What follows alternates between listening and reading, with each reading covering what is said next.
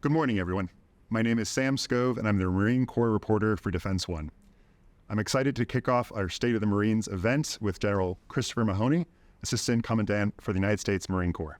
General, thank you for being here. Hey, Sam. Thanks for taking the time, and it's great to be here with you, and it's great to welcome General Smith back as our Commandant. His priority has been and is to balance modernization with crisis response and being ready to go right now, and I'm sure that we'll get into some of the detailed subject matter on that. Very, very important for the Marine Corps to stay on the front edge of modernization initiatives while at the same time being able to answer the call should the nation bring that call. Absolutely. And speaking of modernization, the Corps has some very ambitious objectives, I would say. Looking back at this past budget, do you feel like you had to make any trade-offs given that it was a flat budget relative to last year? Yeah, let me just reel it back maybe a little bit further. We're in our sixth budget cycle of force design. We have made trades within structure, trades within organization, and trades within functions in order to get after the things that we believe are going to be significant to the security situation now and for a future fight. Certainly with a combination of capped or flat budgets with inflation higher than what we had planned for and being in continuing resolutions, that puts a real strain on what you can do. So that idea of balance comes into play even more so under those conditions. Are there any programs that you feel happy to have gotten into the budget that are moving successfully? So without getting too programmatic on you, force design started as about 29 programs. And those 29 then touched another group of programs and brought the number up to 66. Those, as we did engineering threads to say, what does it actually take to get this capability, is now 96 programs. And all of those programs most of those programs are performing very well. They're reasonably capitalized. But what we can't do is accelerate them as fast as I would like and build a depth of magazine to the level that I would like. So those, more than stopping a program, accelerating or not, we're building a depth of magazine or not, were the choices that we had to make. And speaking of magazine depth, this year's budget, it pauses some of the development on the Nemesis, but it also, there's continuing modernization experiments with that. You're pushing more into the long-range fires.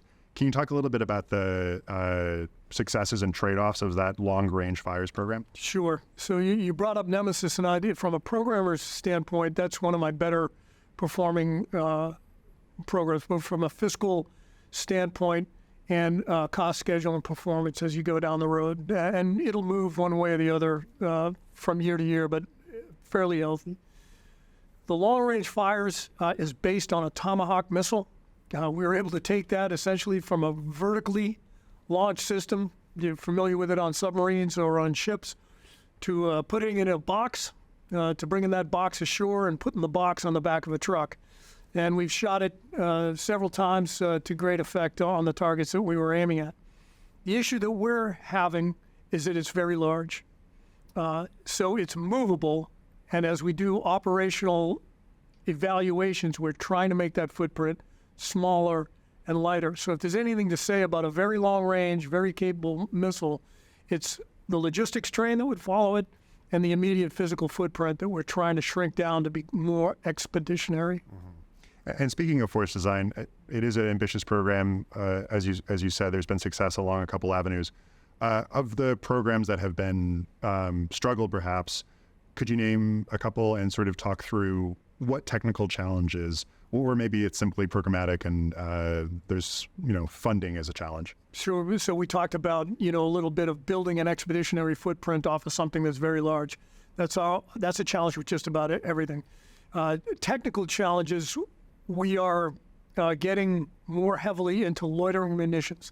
Not only munitions that you can pack on your back, think a switchblade type of munition, but a mounted system. And the mounted system has been a challenge both from a technical standpoint and from a performance standpoint. So OPFM, as we call it, we continue to work the acquisition strategy because we've had some slowdowns there. OPFL, the light, the man-packable one, is performing very, very well. And that's not an area that we're going to back away from in any way. Loitering munitions, as you may have seen up close and personal, are extremely significant, not only at the small unit level, but at larger unit levels, to push your effective range out further, to have persistence on the battlefield, and then to have the effect that you want. And I'm sure you can't discuss the specifics, but I understand you have identified a couple programs that could go into Replicator. Yeah. Are loitering munitions part of that, or are classes of drones you can talk about, perhaps? Yeah, most of those are quite classified. But first of all, I would lead by saying we had discussed just prior to us starting the budgeting cycle and what it gets you and what it doesn't get you. And what it typically gets you is a very long timeline. Replicator and the DepSecDef she's not having it. She wants to see this timeline go to this timeline. And that will work just great with the systems, I think, that we have direct equities in Replicator. So something that is of high enough technology readiness level that is ready to be scaled and ready to be done very, very quickly, 12 or 18 months. So I commend the Replicator project, and we're behind it 100%. And that raises an interesting question. More and more, the military is talking about using commercial, off-the-shelf hardware. Where do you stand on the applicability of that for military use, and to what degree can we make it easier for the military to acquire something that it's not typically used to acquiring? We're using commercial capabilities, everything from space to undersea capabilities. And for the if there is a commercial capability that already exists, the R&D and S&T has already gone into it. They're already producing it, and it gives us the effect that we need. Why would we not at least pursue the idea of co-opting that system or that technology? Sometimes the process that we have to be compliant with will not drive us to that solution immediately.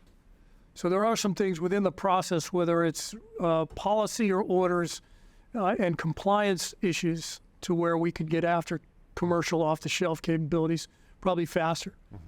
Are there areas where we could push the compliance to make it easier for acquisition? Is this a question of legislative tweaking bits and pieces, or is this a cultural change, perhaps? That I think it starts with a cultural change. It starts with, if you're looking at something, once again, that exists that gives you a high percentage of what you need, is it applicable to a military purpose? And if the answer seems to be yes, then let's have a follow-on conversation and see how we can make use of that. Once again, the front end of acquisition, S&T, R&D, getting to that valley of death, as they say, if that's already been negotiated by a commercial source, why would we not look closer at that? And in terms of this conversation, commercial acquisition, loitering munitions, it all makes me think of Ukraine and the sort of real life lessons in modern warfare that we're seeing there every day. What are the lessons applicable for the Marine Corps that you're taking out of this, and sort of how are you pursuing them? Yeah, I think as you look specifically at Ukraine being observable, whether it is an RF signature, whether it's an IR signature, whether it's a physical signature, or you start to move and now you are exposed, you will be observed. Multispectral observing, whether it's from a drone system, whether it's for another human system. And when that happens, you can consider that a point of detection, then you will be targeted. And if you're target worthy, you'll be hit. If you are big, if you are slow, if you emit, you'll be targeted, you'll be hit. And what lessons do you take out of that in terms of modernization? I mean, do we need more abilities to avoid surveillance? What sort of lessons do you take? I think it fits right into where the Marine Corps has been going for the last 5 years, to shrink our physical footprint, to shrink our RF footprint, to shrink our IR footprint, to present decoys, to confuse the surveillance, search, and targeting progression of any enemy out there, to make it very difficult for them to complete that kill chain. Mm-hmm. And obviously, we have our own kill chains. We have our own intelligence and reconnaissance. The Corps has worked quite a bit with deep sensing using F-35 and other systems. Can you just sort of give a summary about how those are proceeding and what successes and challenges there are? The last airplane I flew was an F-35C, and I will tell you that the capabilities, we are still trying to figure out exactly what the FAR potential of those capabilities are. Our TPS-80, which I consider the best expeditionary sensor out there, that's got very, very good range, active and passive capabilities, and we're going to repopulate the array on that so that we have even better capabilities. We have X-58 prototype, which is an unmanned autonomous system, cooperative combat aircraft system, if you will, which is capable of taking multiple payloads and projecting them to extreme distances. Same thing with MQ-9, which I can consider a pickup truck, but in the back of a pickup truck, you can put, once again, multiple payloads, whether it's SIGINT, whether it's EO, whether it's IR, whether it's a gateway for information transition. And when you put all those together and you join them with naval systems and with the joint systems, you have a pretty deep and wide sensing capability. And you brought up the key point there, which is obviously connecting with other services to make it a joint exercise. What challenges are there in passing that data? And is it a technical challenge or is it a cultural challenge where we just need to downgrade classification and things like that? I think it's both. Yeah. I think we have to think for release, so we call it writing for release, so that we don't overclassify things. That automatically makes you more transmissible in more circuitry. I think there are some technical challenges because we've had the habit of being hardware-based in our thinking and not software-based.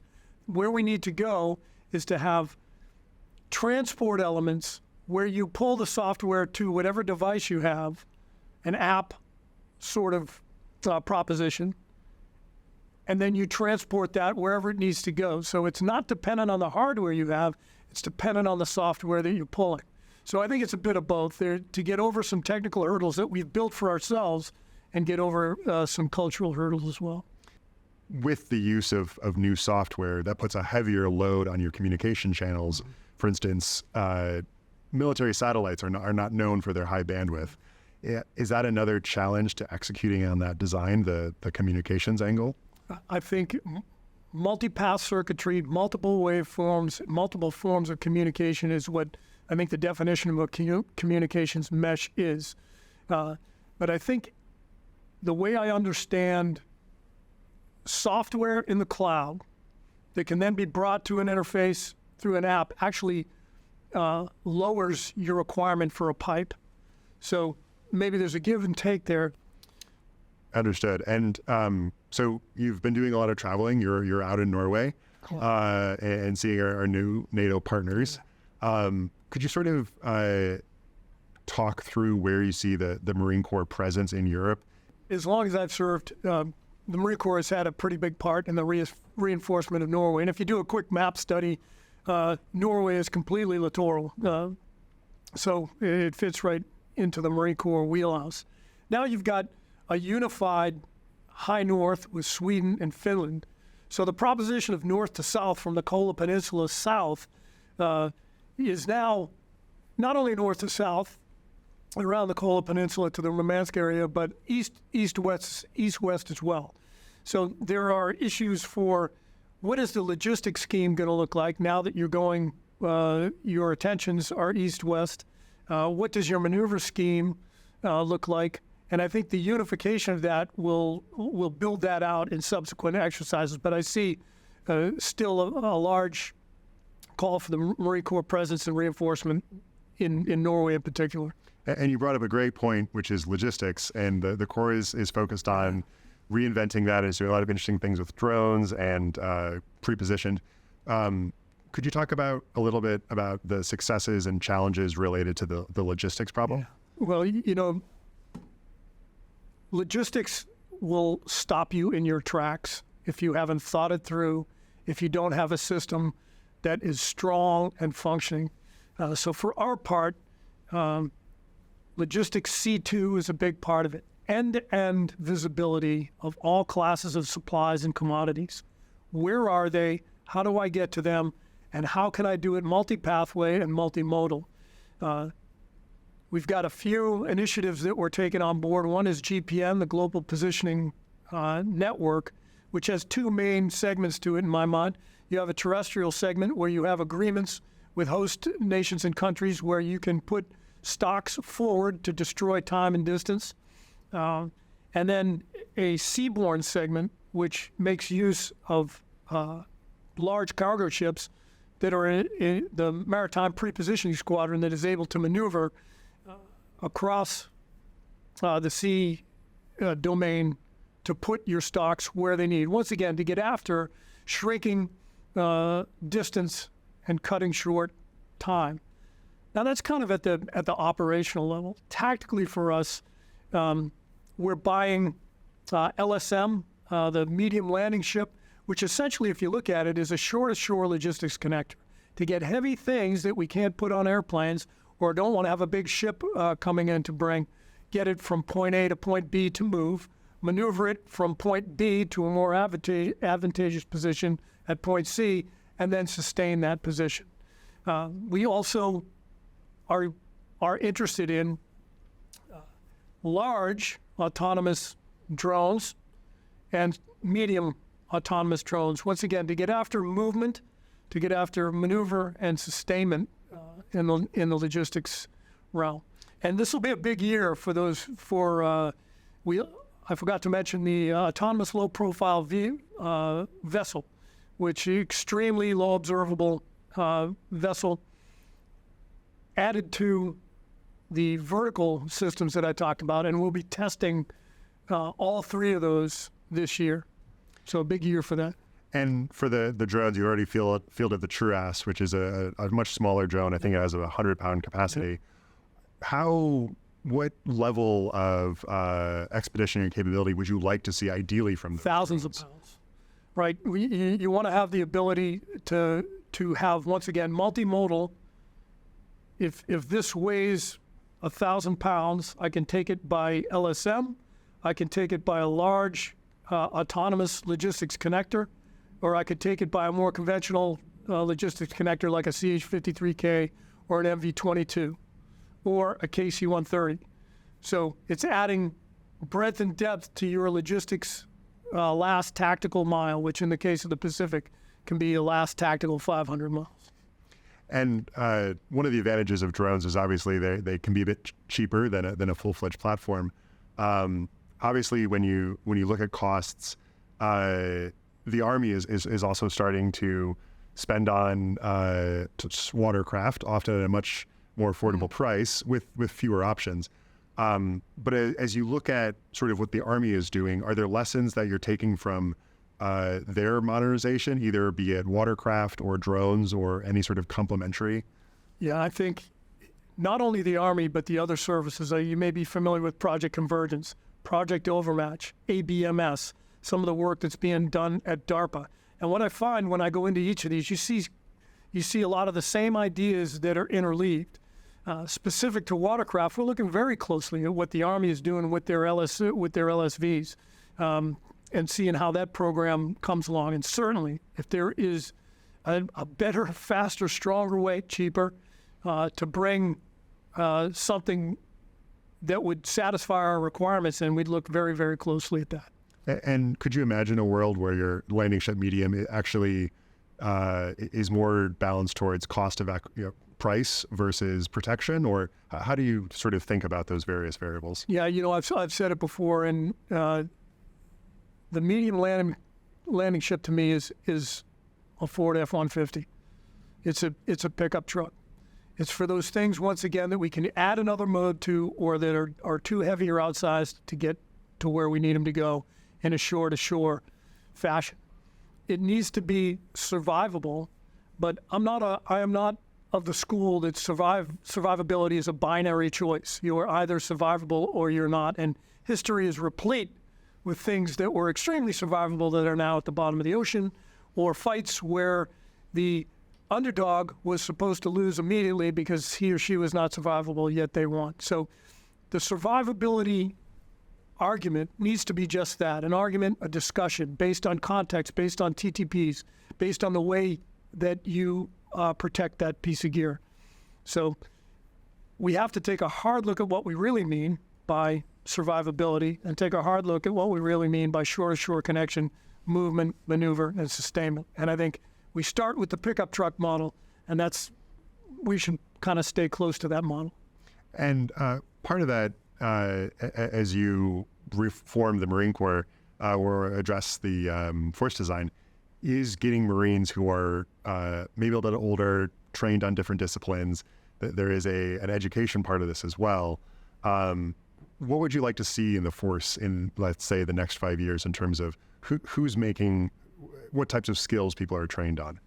Well, the old guard, like myself, we probably can't swing our compass too many degrees just because of the way we've grown up. But in the meetings that I have and the young Marines that I visit, they are very flexible of mind. There's no shortage of creative thought and innovation so that you can build a discussion to an idea, to a concept, to a model, to a prototype, and then experiment with it.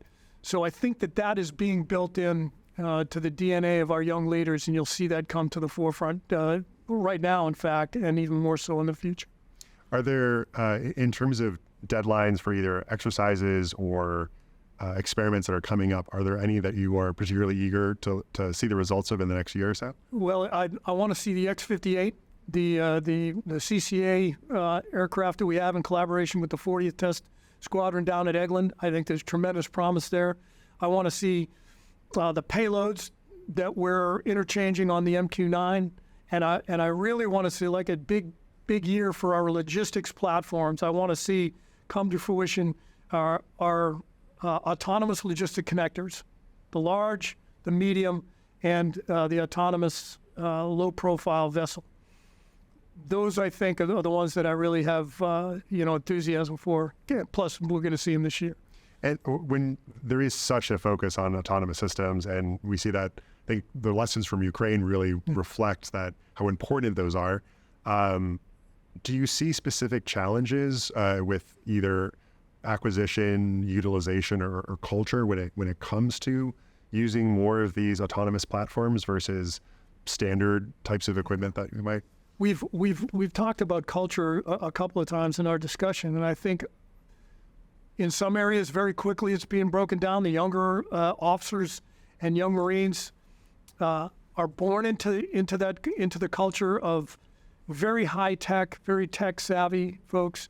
There are other areas where, especially with aircraft that might have people on them, especially with vessels that might have people on them, very reluctant because the confidence level isn't there. So as I say, this year, as we test these things and prove with reps and sets that in a lot of cases, they're probably better than a human piloted sort of system, then once you build that confidence, the culture will follow. And how do you feel about that, especially as a pilot with a lot of flight hours under your belt? Well, just a quick story. The first time I was an F-18 pilot for most of my career. When I came to hover in an F-35B for the first time, first it was an unnatural act for me, but once I got into the hover, the amount of technology built into that aircraft, it was obvious to me that I was the limiting factor, that airplane could perform that maneuver and continue from the hover down to the ground without my intervention, probably 99 times out of 100 better than I ever could. And so these lessons, as you sort of look to the force modernization, there's the cultural aspect as well as the actual technical. To go back to the technical a little bit, you mentioned before that you feel like most of the programs are successful. Could you call out which ones are seeing the most success and sort of perhaps why the success has happened? Is it technological? Is it the funding is there? Just sort of walk us through that if you would. Well, from a technological, if I had to pick a winner from a technological standpoint, there are a lot out there, smaller ones, but I look at our TPS-80 program. It looks like a spinning radar. But when you look at the technology that's been put into it, the software and how we have populated that array, We've had all of them delivered, or most of them delivered. It's performing a lot better than what we thought. We are investigating other ways to use it with command and control systems, with firing systems, at a pretty reasonable investment.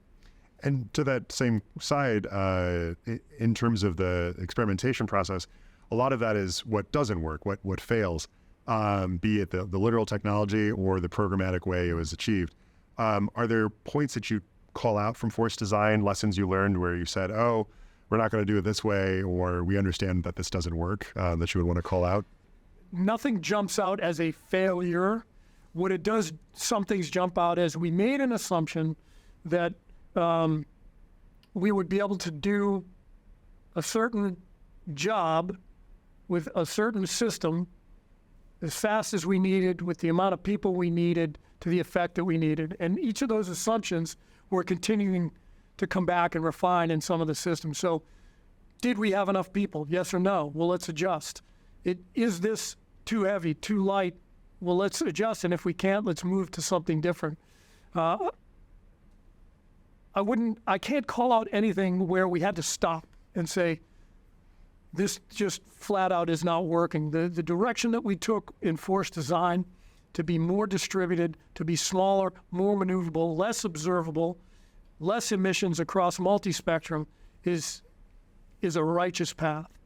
It's what goes on as we pursue that to where we got to continuously work. Are there any major obstacles to further progress on force design, or do you feel that you have pretty much all the components you need to? No, I feel very, very good programmatically about it. I really feel that the fleet has taken this on, and we continue to get better and better.